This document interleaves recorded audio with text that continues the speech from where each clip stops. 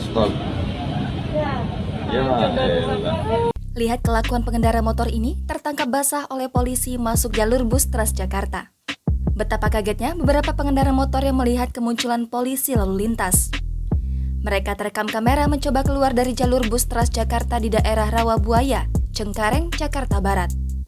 Seorang pengendara motor memacu sepeda motor dengan kencang menghindari polisi itu.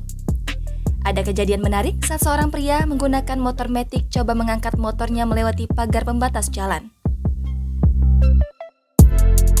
Barang bawaannya sampai terjatuh, tetapi upayanya untuk kabur tetap gagal. Polisi mendekat, si pria tak berkutik lagi.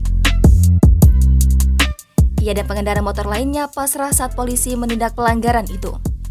Akibat ulah beberapa pengendara sepeda motor ini, laju bus Transjakarta terhambat. Beberapa orang di dalam bus turut kesal dengan perilaku sejumlah pengendara motor yang masuk jalur bukan tempatnya.